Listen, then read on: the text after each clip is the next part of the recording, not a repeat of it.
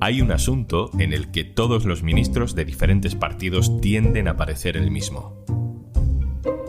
Un problema en el que de pronto no importan las diferencias ideológicas, quién te votó o qué prometiste. La mentira está permitida siempre que sea la versión oficial.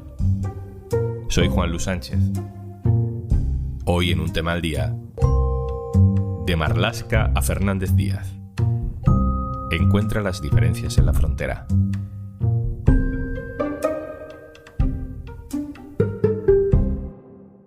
Una cosa antes de empezar. Hola, soy Juanjo de Podimo, y como cada viernes, al final de este episodio, te recomendaremos un podcast o un audiolibro para escuchar durante el fin de semana.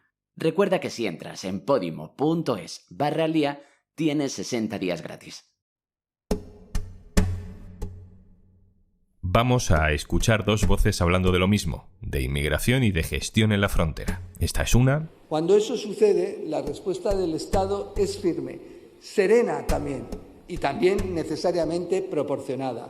Y esta es la otra. La oportunidad por la necesidad de respuesta inmediata y la proporcionalidad, puesto que se usó la fuerza estrictamente imprescindible y con carácter siempre disuasorio. Seguramente sabes quiénes son estas dos voces, pero si jugáramos a no saberlo, si jugáramos a no saber que son Fernández Díaz, ministro de Interior con Rajoy, y Grande Marlaska, el actual ministro de Interior, si jugáramos a no saber que son de diferentes partidos políticos, nos podría parecer que defienden el mismo modelo de inmigración, que gestionan las crisis igual en la frontera. En 2014 murieron 14 personas ahogadas entre pelotas de goma y material antidisturbios en el Tarajal de Ceuta. Esto dijo Fernández Díaz. La Guardia Civil en ningún momento disparó contra esas personas pelotas de goma, que quede claro. Las utilizó como elemento disuasorio. En 2022, este verano, al menos 37 personas morían también tratando de saltar la valla de Melilla. ¿Autocrítica esta vez por parte de un gobierno de izquierdas? Ninguna. Reconocer el extraordinario y esforzado trabajo de nuestras fuerzas y cuerpos de seguridad en la frontera de Melilla y también en la de Ceuta. La culpa siempre es de una violencia que nadie acredita, que nadie demuestra. La actuación de la Guardia Civil bloquea la entrada de la mayoría de personas a territorio español mediante el empleo oportuno y proporcionado del material a su disposición. El principio de congruencia fue debido a que la respuesta a los agentes fue provocada por la actitud beligerante de los atacantes. ¿Qué pasa con el Ministerio del Interior? ¿Por qué todos los ministros parecen portavoces de la policía en vez de representantes de una ideología política? ¿Por qué en vez de depurar responsabilidades cuando hay una crisis con muertos en la frontera, acaban quemando su figura personal entre mentiras por defender una versión policial que tantas veces ha resultado ser falsa? ¿Qué razón hay? No debe ser tan esotérica como usted decía, como usted ha calificado, cuando dos gobiernos de distinto signo mantenemos la misma tesis en cuanto a la interpretación de la ley. Gabriela Sánchez es especialista en inmigración y derechos humanos en eldiario.es. Hola, Gabriela. Hola, ¿qué tal, Juanlu? Te quiero preguntar por este fenómeno casi paranormal que convierte a casi cualquier ministro de Interior en más o menos el mismo tipo de político, pero vamos primero a analizar el último episodio, esa oportunidad que ha tenido Marlaska de hacer las cosas de manera diferente. Mueren en junio 37 personas, al menos 37 personas en la frontera con Melilla, y Gabriela, Marlaska, ¿qué hace? ¿Qué dice? Su estrategia en general está siendo la de dar muy poquita información. Marlaska se ha negado a dar explicaciones en el Parlamento Europeo, como se lo habían pedido, y el PSOE ha bloqueado, junto al PP, la comisión de investigación que solicitaba el resto de diputados. En general, Marlaska se limita a repetir constantemente los mismos argumentos que hemos escuchado otras veces. Dice que la Guardia Civil utilizó material antidisturbios, pero de forma proporcional. Ningún hecho trágico ocurriría en España, según dice. Todo ocurrió en Marruecos. También asegura que la Guardia Civil no devolvió a ningún herido de relevancia. Y en cada intervención sobre este asunto, el ministro destaca la supuesta violencia empleada por los refugiados, como para justificar esa reacción. También se le ha pillado alguna mentira evidente. Marlaska dijo que los agentes marroquíes no entraron en suelo español Y eso no es verdad, porque las imágenes reflejan con total claridad cómo varios agentes marroquíes devolvían a los migrantes en suelo claramente español, detrás de la segunda valla de Melilla. La versión oficial, la versión policial, pasó como la única versión posible dentro del gobierno hasta que un documental de la BBC y un informe del Defensor del Pueblo lo revuelven todo, ¿no? Sí, sus conclusiones preliminares de hecho son bastante contundentes. Después de ver las imágenes, el defensor contradice la versión de Interior. Por un lado dice que varios agentes españoles lanzaron piedras a los refugiados que estaban en lo alto de la alambrada, con el riesgo que eso supone. Recordemos que la valla tiene 6 metros de altura en ese punto. También destaca el peligro que pudo suponer los gases lacrimógenos lanzados desde España y Marruecos, en un momento en el que los migrantes se encontraban en una avalancha unos sobre otros asfixiados. Y también la posible falta de asistencia sanitaria a los heridos, sobre la que piden más información a Interior. En lo que no entran, y creo que vaya a entrar, es en valorar si la tragedia se produjo en suelo español o en suelo marroquí. Pero la BBC va más allá. Y citando varias fuentes, dice que una parte de la avalancha ocurrió justo en la puerta que separa Marruecos de España. Y según su investigación, unos cuerpos caerían en España y otros en Marruecos.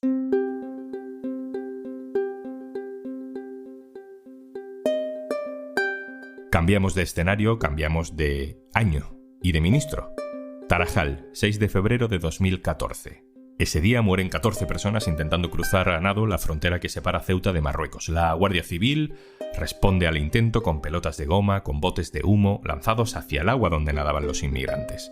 Todos los cuerpos hallados en España fueron enterrados sin nombre 24 horas después de su localización. Con la tragedia dramática de personas que han perdido la vida en Ceuta, formalmente ha sido en Marruecos, en aguas marroquíes, pero en definitiva porque pretendían acceder a España y en España a la Unión Europea. Este era Jorge Fernández Díaz, ministro de Interior con Rajoy, que iba cambiando de versión conforme iban pasando los días, Gabriela. El baile de versiones fue tremendo, entonces. Primero dijeron que la Guardia Civil no había actuado porque todo pasó en Marruecos, que no hizo falta que actuasen. Después de publicar los primeros testimonios de los migrantes que nos contaban que España había sido quien les había lanzado pelotas de goma y botes de humo, Interior reculó. Entonces dijo que había lanzado material antidisturbios, pero siempre hacia tierra, nunca hacia agua. Y las imágenes revelaron que sí lo habían lanzado hacia el agua y así sucesivamente. Una versión tras otra que al final acababa siendo desmentida por las propias imágenes. Entonces el ministro destacó que siempre la respuesta de los agentes se debió a la supuesta agresividad de los migrantes. Dijo también que el uso de las pelotas de goma había sido siempre proporcional y que todas las muertes se produjeron en Marruecos. No sé si te suena, Juanlu, que son los mismos argumentos de Marlaska que se repiten una y otra vez. Me suena exactamente así. Y finalmente, que ningún hecho trágico aconteció en territorio español.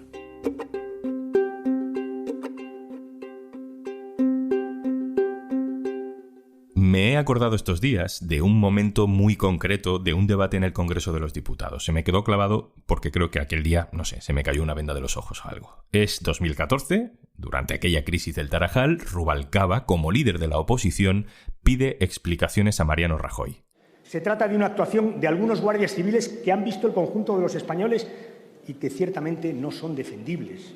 Esta es una acción de disparo con material antidisturbios sobre gente que está intentando llegar a las playas de España. Y eso tiene que aclararse, señor Rajoy. Tiene que aclararse justamente... Pero claro, Rubalcaba aquí era líder de la oposición. Había sido ministro de Interior, así que cuando Rajoy subió al estrado le contestó: oye, que cuando tú eras el ministro yo no te decía nada. No es la primera vez que esto ha ocurrido. No lo es. Ha ocurrido muchísimas veces. Y yo nunca le he reprochado a usted nada. Es cierto que cuando Rubalcaba era ministro había poco interés sobre lo que ocurría en la frontera. Existía ETA y nadie se atrevía, tampoco la mayoría de los periodistas, a toserle a la policía por unos inmigrantes que no abrían ningún telediario. Fue en aquella época cuando me hablaron por primera vez de muertes en la frontera, de devoluciones en caliente, de mentiras de la policía amplificadas por el Ministerio del Interior. Era 2009, el ministerio estaba en manos de Rubalcaba. Y José Palazón era un activista al que entonces casi nadie escuchaba. 13 años después, le he pedido a aquella primera persona que me abrió los ojos que nos mande una nota de voz. Hola, Juanlu, ¿qué tal? todo esto no es nada nuevo. Hay una sarta de mentiras que son ya clásicas en el quehacer de Melilla de cualquier gobierno, no este gobierno solo, sino en cualquier gobierno que haya habido pues del 2004 para acá. El 2004 y 2005 fueron también unos años de una gran violencia que se empleó contra los inmigrantes, las personas que querían asilo, que querían refugio, que querían entrar en el territorio de la Unión Europea pues a través de esta frontera terrestre, ¿no? En el 2004 y 2005 se activa la valla, se levanta, se hace más alta, se le ponen concertinas. El ejército marroquí, Marruecos, manda a su ejército a emplearse pues, de una manera también dura con los inmigrantes. De aquella época, que yo recuerde, murió el 28 de agosto un camerunés, murió el 7 de octubre, murieron 6 cameruneses en la valla, el 3 de julio de 2006 murieron 3.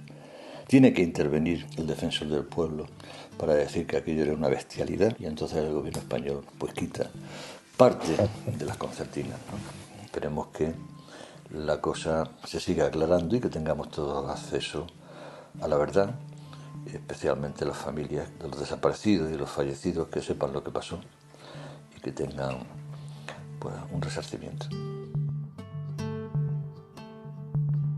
Gabriela, tú y yo hemos hablado muchas veces en la redacción sobre este tema, sobre cómo la policía parece que tiene un poder sobre los ministros enorme, cómo los ministros no se atreven a meter mano en la gestión de la frontera, porque como la policía abarca tantísimas cosas importantes en un estado, enfrentarse a ella por lo que ocurre en Ceuta y en Melilla es algo que los ministros no quieren hacer. Me he preguntado muchas veces si se podía repetir lo del Tarajal, ¿no? Y mira, aquí estamos más de 8 años después hablando de la tragedia más grande en nuestra frontera terrestre. Así que sí, desgraciadamente, si nada cambia, puede volver a ocurrir.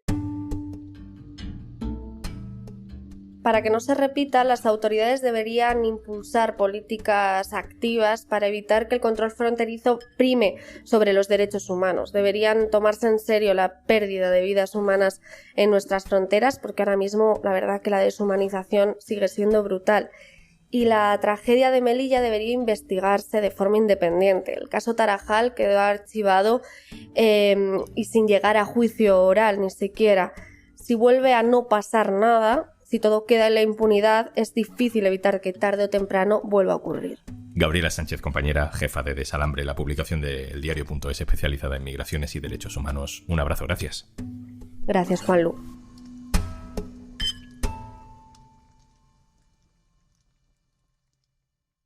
Y antes de marcharnos... Hola, ¿qué tal, compañeras y compañeros? Soy Juanjo de Podimo y como siempre vengo a molestarte un pelín, pero no demasiado, te lo prometo. Vengo a recomendarte hoy un podcast que me hace muchísima ilusión porque es una incorporación que nos encanta en Podimo. Me divertí muchísimo además con el episodio del otro día y tienes que ir a por él poniendo en el buscador de Podimo Buenismo Bien, porque tenemos en Podimo Buenismo Bien Winter Edition. Y lo tenemos en vídeo, así que puedes verlo también. A Borque, a Quique Peinado y a nuestra queridísima Enar, liándola un poquito solo y para muestra no un botón, sino un trocito del audio del episodio. Enfadarse es malo para ti, te hace eso, te afecta físicamente, te afecta mentalmente. Fatal. Y encima hace sentir mal al otro. Sí, sí. Has pasado una línea que no querías pasar. Ellos están bastante acostumbrados a esto. Sí, pero se consiguen cosas. Pero a mí no me gusta, pero se consiguen cosas. Porque, tío, hay veces que tú te haces la maja y te toman por gilipollas, y esto es una realidad absoluta. Entonces llega un momento en que dices, pues ahora ya no me voy a hacer la maja más.